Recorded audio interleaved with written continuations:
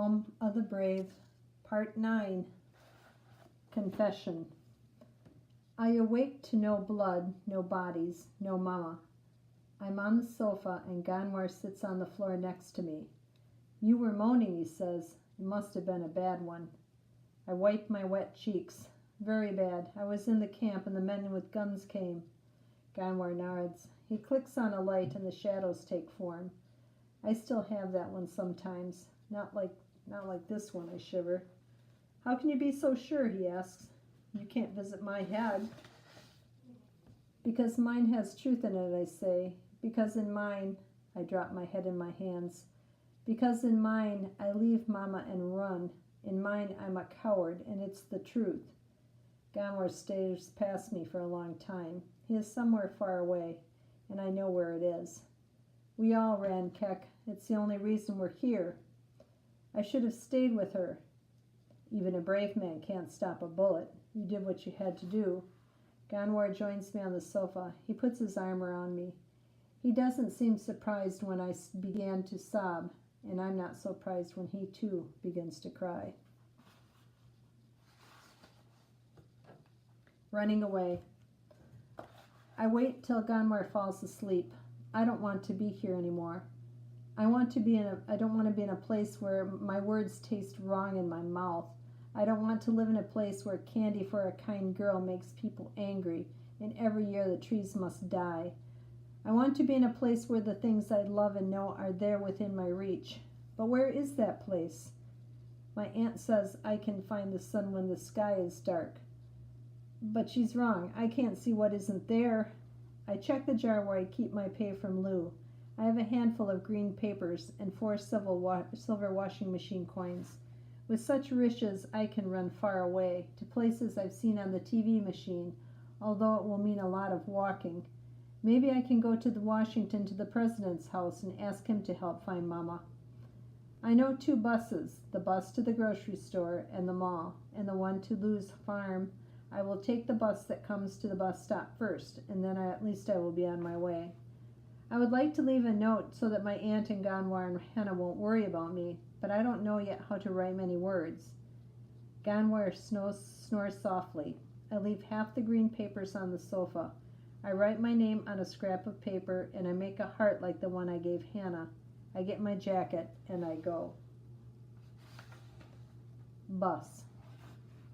The evening air is cool and damp. I take the first bus that comes, the route that goes past Lou's. I put my coins in the hungry metal mouth beside the driver. The bus jerks and I grab a pole. How far does this bus go? I ask. To the airport, he says. The airport? I repeat. With the flying boats? The driver gives me a strange look. Sit down, kid. I think about this important news as I take a seat. For the first time, I wonder if I could go back home. I have my green money papers after all.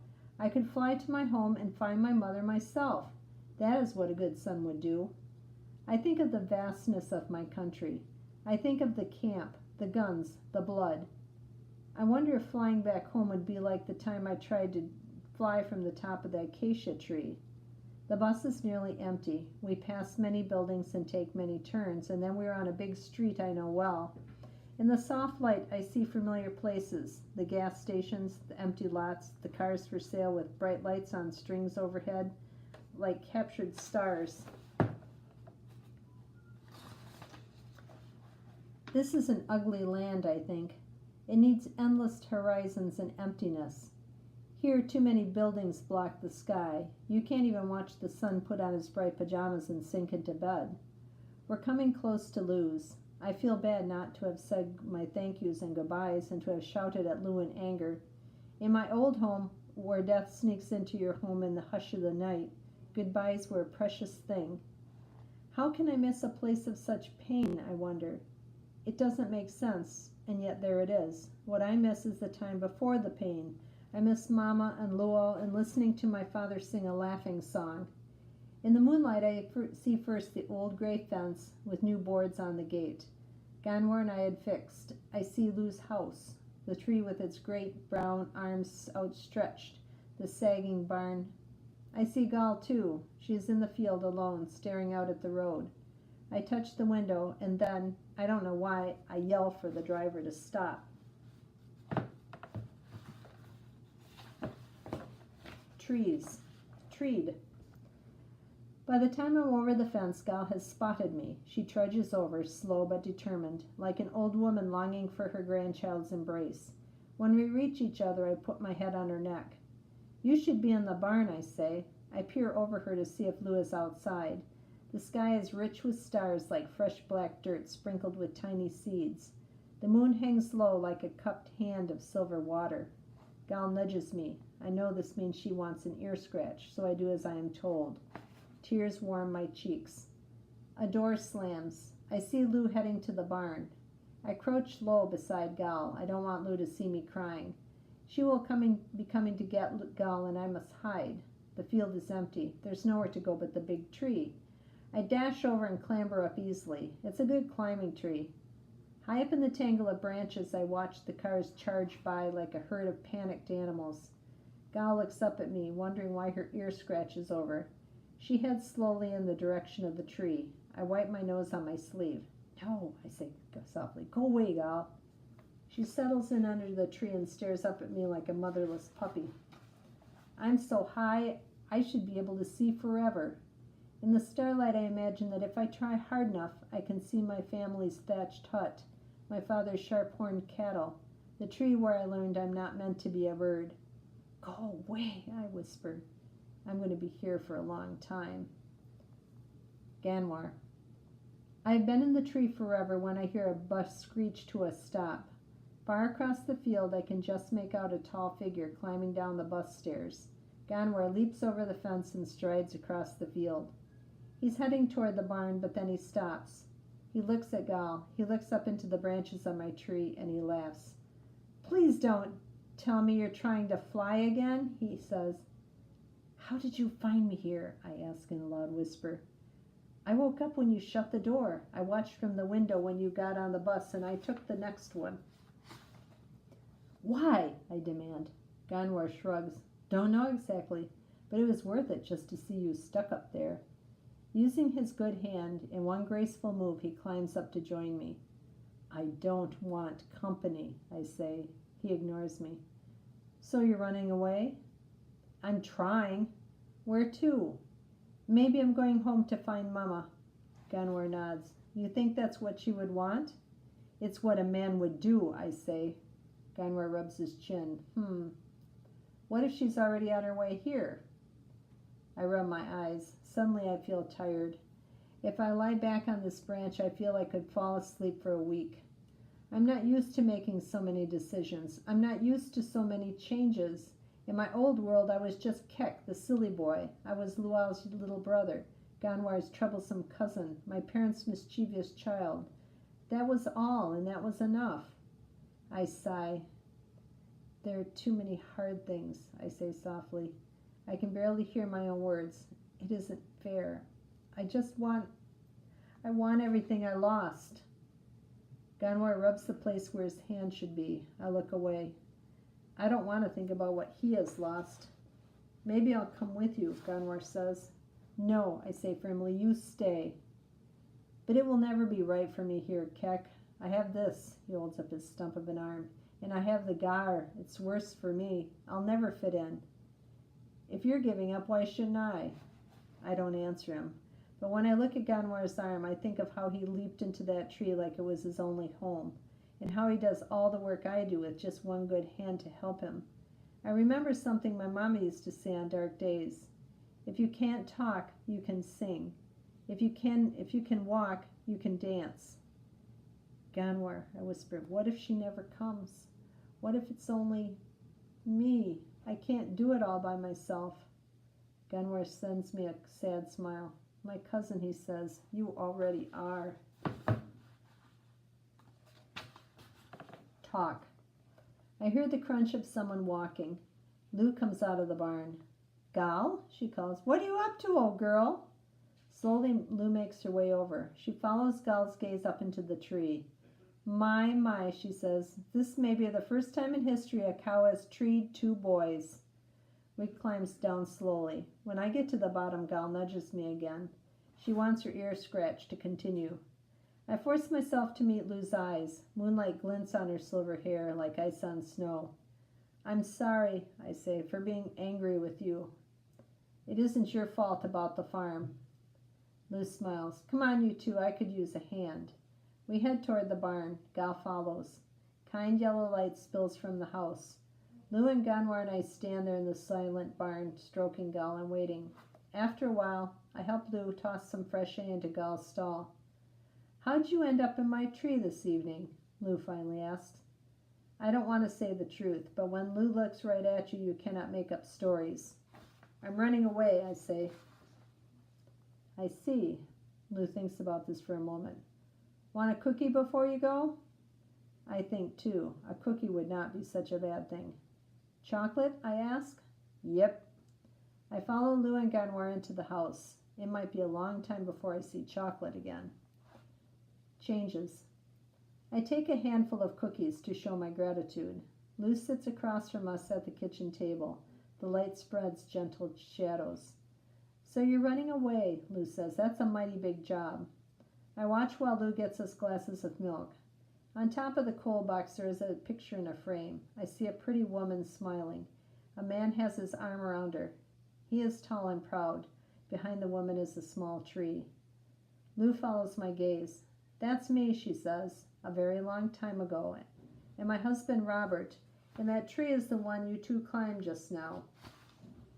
I stare at the picture, then back at Lou. If I try very hard and think once upon a time, I think maybe I can find that young woman in her face. I imagine a time when the barn didn't sag and the cattle were many and strong and hope grew fast as flowers in good earth. I imagine Lou saying goodbye soon to this place that has been her home for so long, to live in a world with no cows. Lou pulls down another picture. This is my sister, the one in L.A., she says. She has a little yard.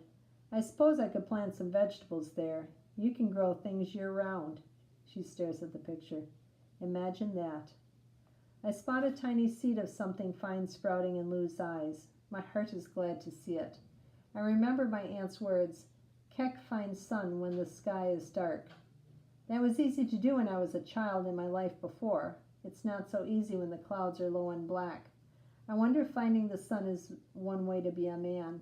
I drink my milk. The clock ticks. Ganwar and Lou are watching me. I know it would be better to wait for Mama here, I say at last. Lou and Ganwar nod. They don't say anything. I guess I could come back to work until you leave, I add. That would be great, Lou says. I know Gal would like that. She could use more attention, Ganwar says. That cow does love a good ear scratch, Lou agrees. She's good for petting, I say. And leaning on, Ganwar adds. She's a very unusual cow, Lou says. Another idea comes into my head, like a new friend knocking at the door. Sometimes I very much like my brain, I say. What do you mean? Ganwar asks. I smile. I think maybe I just found some sun for Gal. Part 4. When spider webs unite, they can tie up a lion. African proverb. Herding. When Saturday comes, Lou is waiting for Ganwar and Hannah and me in the barn. She sips at her coffee mug. I just wish my trailer hitch hadn't rusted out, she says. We'll be fine, I tell her. Hannah's wearing her school backpack. I brought a map in case we get lost, she says, and some candy bars and water. It's a long way, Lou says in a worried voice. There's a lot of traffic. She shakes her head. I probably shouldn't be letting you do this. You probably don't have a choice, Ganwar says with a laugh. Maybe I should call ahead and explain things, Lou asks. Sometimes it's better just to walk up to the door and ask, I say. Lou grins. All right then, let's get this show on the road. She gives Gal a kiss. See ya, girl. It's been a good ride. I take Gal's halter and off we go. The sun is a steady hand on our shoulders. We walk along the side of a busy road for many steps. Gal and me, then Hannah behind us, then Ganwar. When cars race by, they suck the air away. A huge truck grumbles past. Gal doesn't like the whoosh and roar. She stops hard and refuses to go on. I pull. She pulls back. She hates being so close to the traffic, I say. I pat Gull and talk to her, and after a while she agrees to move on.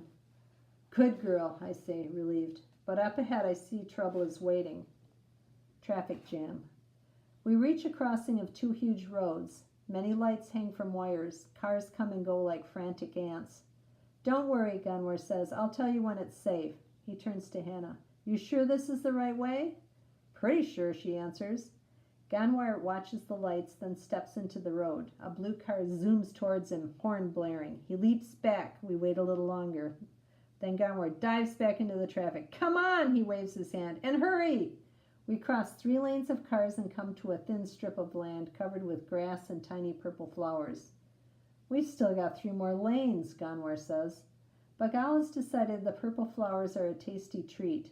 She grazes happily while I yank on her harness. Hannah pushes Gal's rump. Come on, girl, Gunwar cries. The light turns yellow. Hurry, Hannah yells. Gal glances up to see what all the noise is about. She chomps down one last bite, then she ambles out into the road. The light turns red. We're in the middle of a sea of cars. Honking and shouting hurts our ears. Gal looks at me as if to say, why is everyone in such a hurry? I pull and Hannah and Gunwar push and nobody moves. Gal has come to a stop and so has all the traffic. Cops. We are surrounded by cars, but no one is moving. It looks like the parking lot at the mall, only everyone is grouchy. If you don't get that cow off the road, she's going to be lunch meat, kid, a man screams. Look, Mommy, a little girl points out her window. Is this a parade? Heading slowly toward us, I see bright lights of red, white, and blue. Great, Gunwar mutters. Cops. A car with lights gets stuck in traffic, too. A woman and a man in blue soldier clothes make their way through the knot of cars. They have guns on their hips. What's going on here, kids? The policewoman asks. My cow won't move, I explain. It's hard to take my eyes off her gun. Some reason your cow is in the middle of 6 lanes of traffic on a busy Saturday? The policeman asks. We're going to the zoo, Hannah says. Gunwar covers his eyes and groans. The police people can't decide whether to smile or frown. Their mouths are all mixed up. You're taking her to see the animals or be one of the animals? The woman asks. Hannah clears her throat. She's going to be a new exhibit. Who's going to pay to see this bag of bones? The man asks. She's going to be in the petting zoo, I explained. She likes to have her ears scratched. Go on, try it. Not me, the policeman holds up his hands. I want to get close to these. I'll get a value meal with fries. The policewoman holds out her hand and reaches for Gal's ear. Gal leans into her. She likes me, the woman says. Horns blare. Nora, we